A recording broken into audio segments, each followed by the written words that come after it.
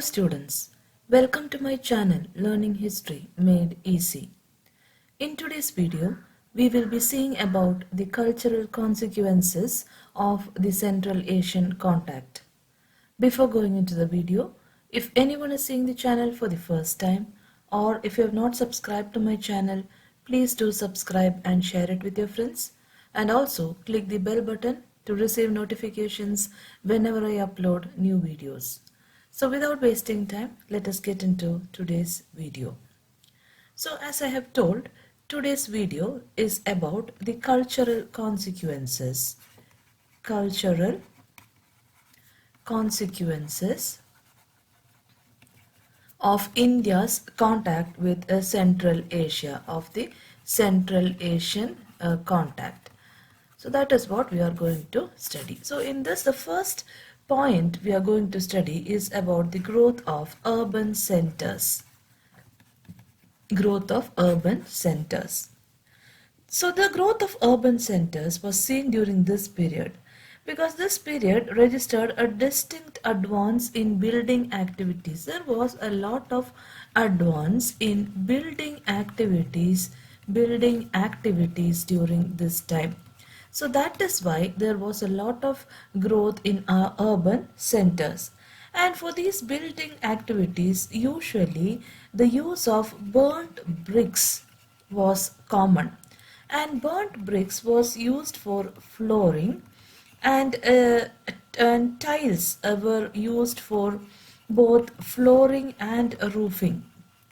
Flooring and roofing. And these could be seen on a wide scale during this period. So the use of burnt bricks for flooring and the use of tiles for flooring and roofing can be seen during this time.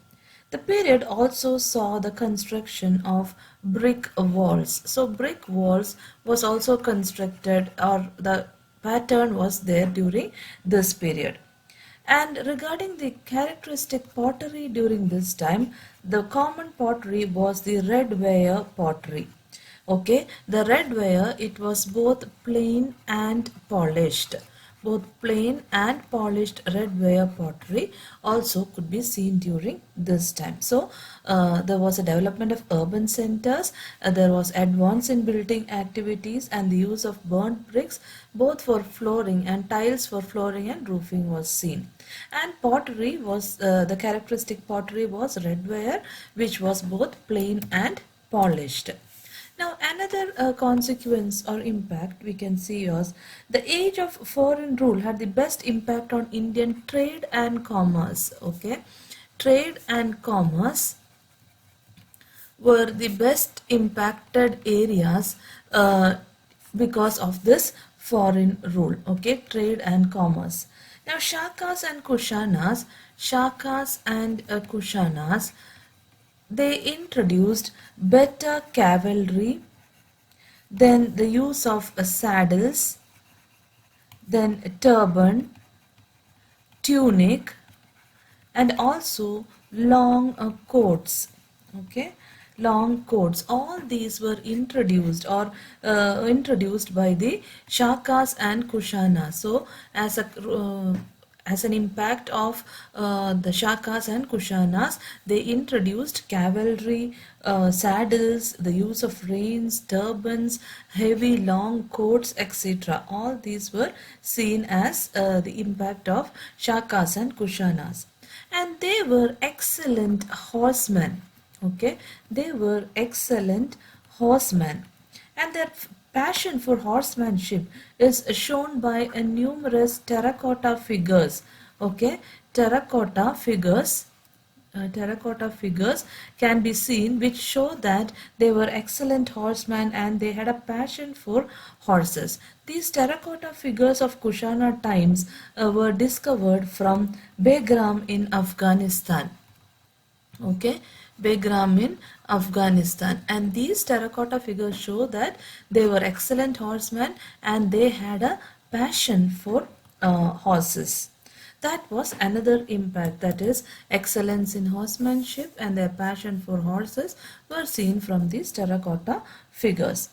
Now the coming of Central Asian people the coming of a Central Asian people, that they established intimate contact between Central Asia and India.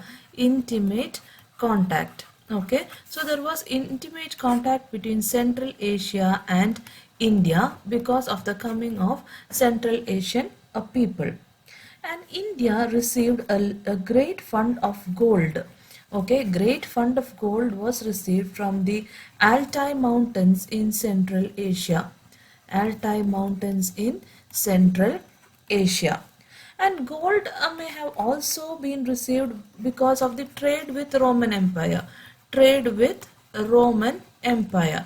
So gold was received in two different ways. That is, because of the Central Asian contact, India received a great fund of gold from the Altai mountains of Central Asia, and also gold was received because of the trade with Rome. So in these two ways, India must have received gold. And the Kushanas, if you see about the Kushanas, they controlled the silk route.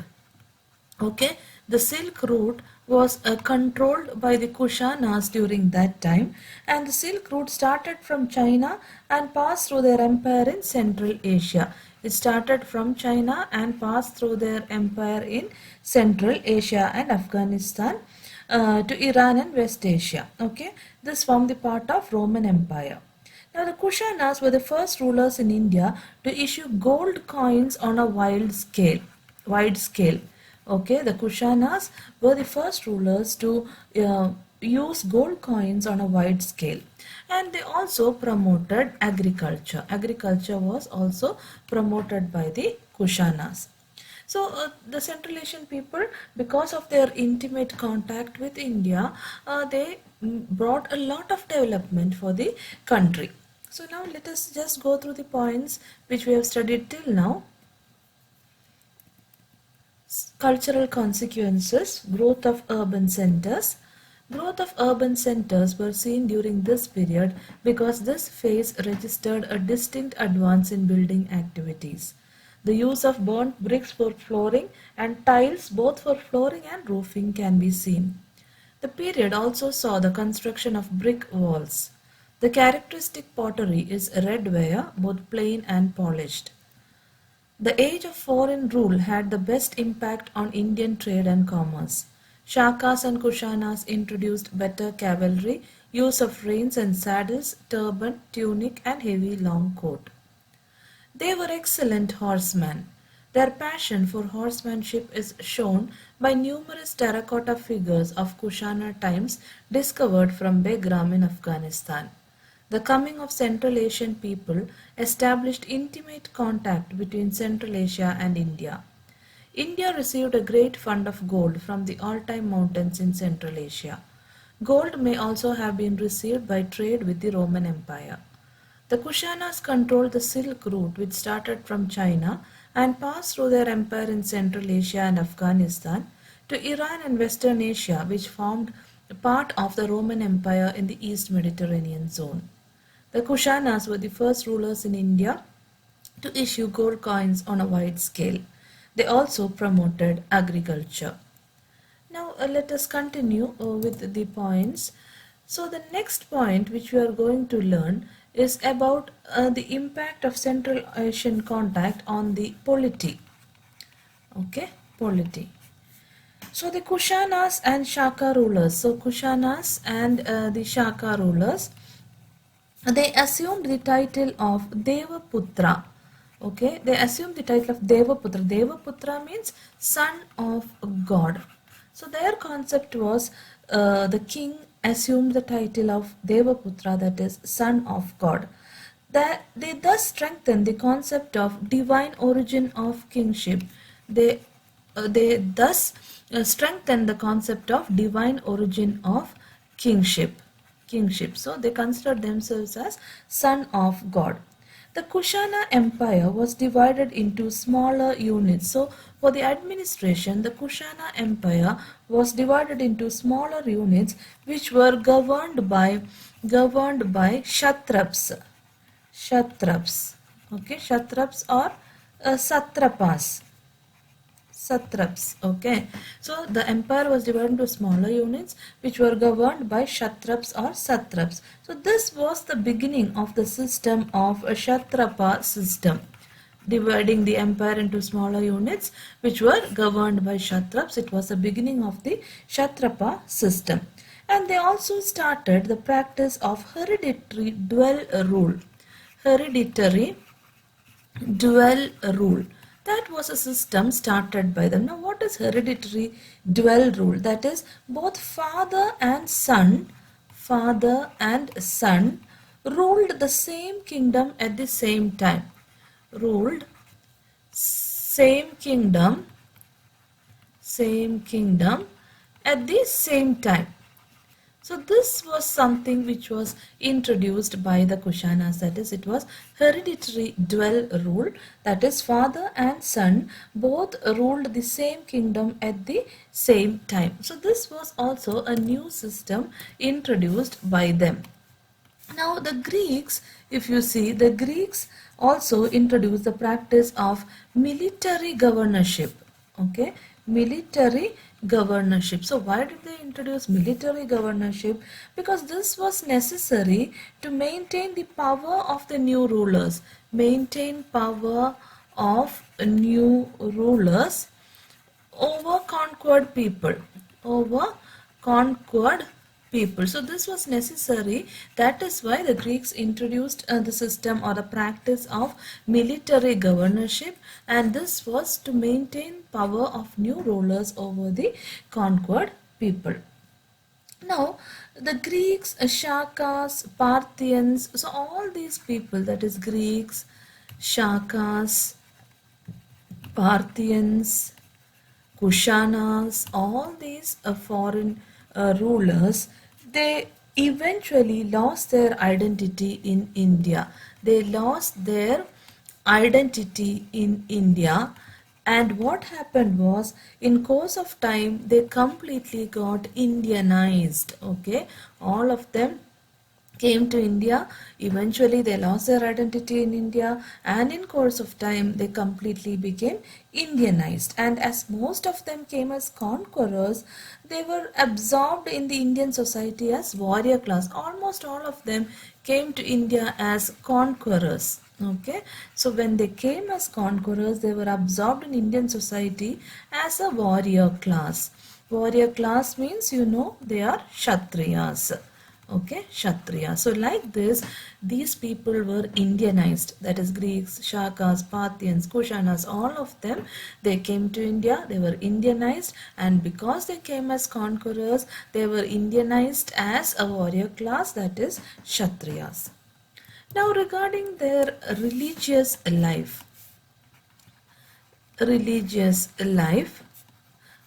how did they get absorbed into Indian culture? Some of the foreign rulers were converted to Hinduism. Some of them were converted to Hinduism, and they became staunch devotees of Vishnu and Shiva. Okay, some of the rulers, they became staunch devotees of Vishnu and Shiva, and another few of them adopted to Buddhism. So if you see a famous Greek ruler, his name is Menander. He got converted into Buddhism. Okay, he got converted into Buddhism. And there is a famous question and answer exchanged between Menander and Nagasena. Menander and Nagasena. This question and answer session, okay, question and answer session between Menander and Nagasena, Menander or Milinda, it is called as Milinda Panha. Okay, we have studied it before. So this question and answer that was exchanged between Menander and Nagasena is a good source of the intellectual history of post-Mauryan period. Okay, it is a good source regarding post-Mauryan period. Okay, this is just I told the point when I saw the about the Greek ruler Menander. So the Greek ruler Menander, he got converted into Buddhism. Some other rulers were converted into Hinduism, and they were staunch worshippers of Vishnu and Shiva. And it was during this same time that the Kushana ruler Kanishka, Kushana king Kanishka, uh, uh, during his time Buddhism underwent radical reform. During his time Buddhism underwent radical reforms. Okay, radical reforms, and a new branch of Buddhism, that is Mahayana sect, came into being during this time. The old sect was called as Hinayana, and the new sect was Mahayana. So the Mahayana sect of Buddhism, Mahayana means the great vehicle. Okay, the great vehicle. It was concerned with the salvation of collective humanity. Salvation of collective humanity. And the Hinayana, which was the little vehicle, it was concerned with the individual salvation. So during the time of Kanishka, the Buddhist council was held and Buddhism underwent radical reforms. Mahayana sect, that is a new sect of Buddhism, came into being. Mahayana, or the great vehicle, was concerned with the salvation of collective humanity, while the old sect Hinayana, or the little vehicle, was concerned with the salvation with the individual salvation. So now just let us go through the points which we have studied till now. Polity. The Kushanas and the Shaka rulers assumed the title of Devaputra, or the son of God. Thus they strengthened the concept of the divine origin of kingship. The Kushana Empire was divided into smaller units which was governed by Kshatraps or Satraps. It was the beginning of Kshatrapa system. They also started the practice of hereditary rule when both father and the son ruled the same kingdom at the same time. The Greeks also introduced the practice of military governorship. Military governors were necessary to maintain the power of the new rulers over the conquered people. New elements in Indian society. The Greeks, the Shakas, Parthians and the Kushanas eventually lost their identity in India and in course of time became completely Indianized. As most of them came as conquerors, they were absorbed in Indian society as a warrior class, that is as Kshatriya. Religious life. Some of the foreign rulers were converted to Hinduism and they became staunch devotees of Vishnu and Shiva. A few others adopted Buddhism. The famous Greek ruler Menander became a Buddhist. The question and the answers that he exchanged with the Buddhist teacher Nagasena is a good source for the intellectual history of the post-Mauryan period. It was during the reign of the Kushana king Kanishka that Buddhism underwent radical reforms and a new branch of Buddhism known as Mahayana came into being. The old sect was now called the Hinayana. The Mahayana, the great vehicle, was concerned with the salvation of collective humanity, and Hinayana, the little vehicle, was for the individual salvation. So I hope you have understood all the points very clearly. The cultural consequences of Central Asian contact will be continued in the next video. There are more points which we should discuss. So in case of any doubts, you can ask in the comment section. And also don't forget to like, share and subscribe to my channel. Your likes and shares will be of a great encouragement for me to make more and more videos. So I hope to see you all soon in the coming video. Thank you for watching.